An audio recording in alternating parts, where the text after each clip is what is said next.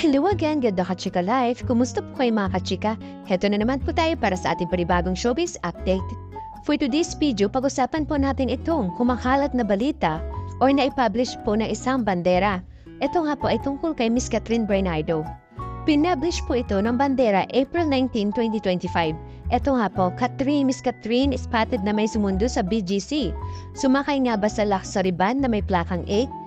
Nakasaad pa po sa kanilang pinablish, kamukha lang ba ni Miss Catherine Bernardo o siya mismo ang nakita ng aming source na sumakay sa isang Toyota Alphard with plate number 8 noong madaling araw ng April 9, Miyerkules?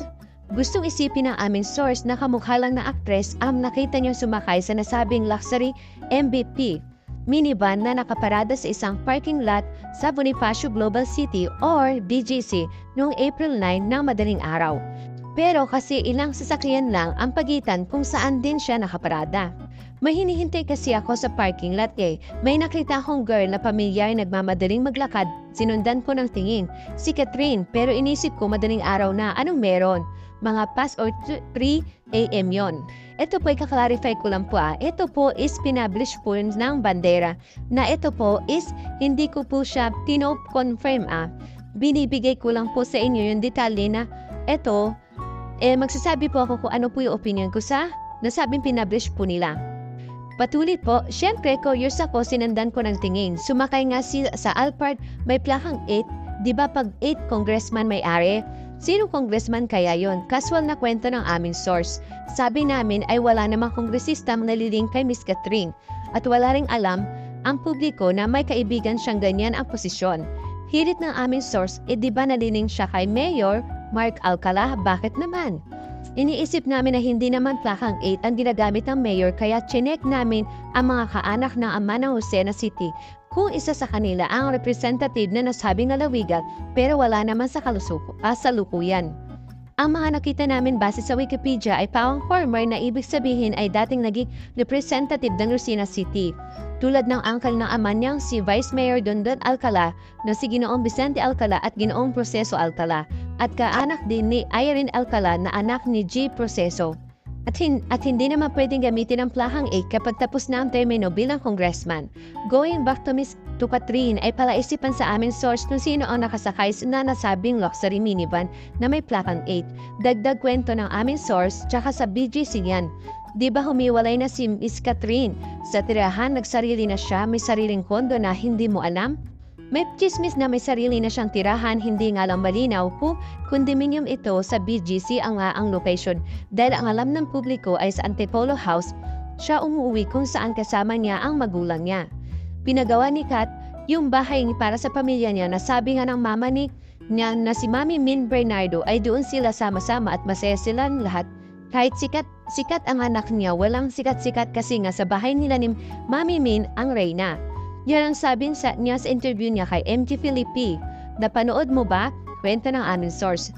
Ending, pinanood namin ang panayam ng mama ng aktres na 1Q show na MG na tinanong niya kung strict na ina ito si Mami Min. At may pahayag nga po si Mami Min na sa kasalukuyan ay strict ma'am, hindi naman yata. Napaka-cool ma'am ko nga in a way, for example sa mga lakad na yung time na to, hindi na nga yan nagpapaalam na mama pwede ba akong pumunta doon? Kundi magpapaalam na lang yan na maalis na ako ha. Yun yung gano'n na lang kasi nga matanda na. Sa madaling salita, hindi lahat ng lakad ni Catherine ay alam ni Mami Min at posibleng wala ring alam ang nanay niya kung sino ang kasama ng actress noong April 9 ng madaling araw. Sitsits pa ng aming source ay sa bahay ng friends niya kumatambay si Catherine at doon sila social drinking. Magbibigay lang po ako ng opinion ko sa nasabi pong na ibinalita po nila or pinablish po nila. Number 1, ito po kasi si Miss Catherine, hindi ugali ni Miss Catherine Bernardo na pumunta or umalis na madaling araw. Lalo po't sinasabi nga po dito sa binalita nga po na mag-isa po itong si Miss Catherine na walang kasama in 2 a.m. not 3 a.m. Posible pong gagawin po ni Miss Catherine Bernardo po yan dahil alam po niya na delikado at alam po niya sikat siyang artista. Diba? Marami ang pwedeng mangyari kapag siya ay lumakad na mag-isa. At saka pa po, hindi pa po nakakaalis po si Miss Catherine ng bahay. Hindi pa po siya totally mag-isa na namumuhay. Andun pa rin po siya sa poder ng kanyang mother. May balak po. Sa ngayon po, si Miss Catherine Bernardo is naghahanda po siya sa kanyang pagsasarili. Pero hindi pa po niya kinonfirm o konfirmado kahit isa sa mga kapamilya ni Miss Catherine Bernardo. Wala pa po nagpo-confirm na nakalipat na po itong si Miss Catherine Bernardo. Sa kasalukuyan nga po is naghahanda nga po. Totally po, nagpumili na nga po si Miss Catherine ng mga gamit sa mga na kanyang gagamitin. Kunyari, mga sofa, mga ganun po, is namimili pa lang po sila ng mga design. At yung pong titirahan niya is hinahanda pa lang po. Hindi pa po siya talagang nakalipat. Kaya ito po sasabihin ko pong hindi po ako naniniwala sa binalita nilang to. Hindi po ako naniniwala sa sinasabi nilang nakita nila tong si Miss Catherine Bernardo. Kung totoong nakita niya si Miss Catherine Bernardo, maano lang po ba't kunin niya ang cellphone niya at picturean niya kung totoo? Diba? Nakita nga niya pong naglalakad eh. Kung totoo man to siyempre, may cellphone ka naman eh. May cellphone ka, malapit lang po yung cellphone mo. Hindi ka naman pwede magdahilan na ganito, kaysa ganito. Hindi, may cellphone ka. Kung talaga Miss Catherine Bernardo na yun eh. Talagang kung totoo yung sinasabi mo, pagkakataon mo na yun eh.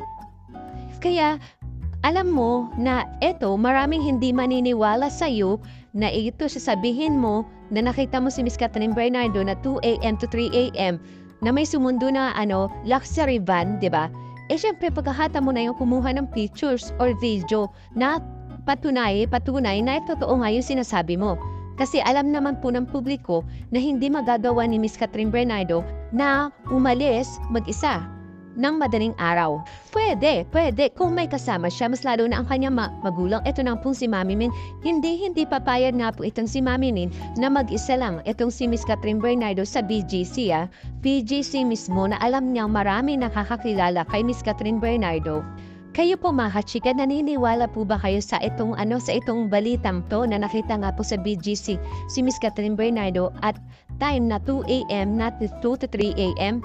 Kung ano po yung opinion nyo, i-comment down nyo lang po yan at ating babasahin sa susunod na ating tab. Samantala, etong si Mr. Alden Richard, enjoy po sa kanyang Holy Week vacation kasama po ang kanyang pamilya. Nasa isang pribadong resort nga po itong si Mr. Alden Richard kasama ang buong kanyang pamilya. Mga piling kaibigan kasama po ni Mr. Alden Richard. Talagang nilalasap niya yung vacation po. Talagang nilalasap niyang makasama to mga taong to na importante sa kanya. At talagang nilalasap din po ni Mr. Alden Richard ang makapagpahinga.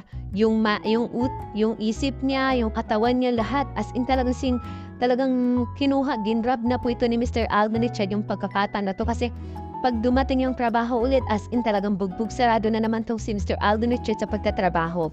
Samantalang si Miss Catherine Bernardo, wala po siyang update. Nasa privado po sila na as in talagang kahit buong pamilya po niya, hindi po nagbibigay ng update sa kanilang IG account or saan man kalahat na social media account ng pamilya niya o kahit itong si Miss Catherine Bernardo, wala pong nakakaalam kung nasaan si Miss Catherine Bernardo at kung saan sila nagse-celebrate ng Holy Week, kung dito ba sa bansa ng Pilipinas or sa ibang bansa. Kasi nga, wala pong update ito at wala pong nakakakita. Wala pa pong lumalabas ng video or mga clips kung saan nagpapatunay kung nasaan nga po si Miss Catherine Bernardo. As in talagang pinribate lang po talaga ni Miss Catherine Bernardo ngayon.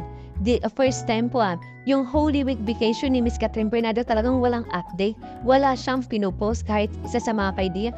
Kahit itong mga matatalik na kaibigan po ni Miss Catherine Bernardo, for example, ito po si Mr. John Bell, as in talagang wala din po siyang update.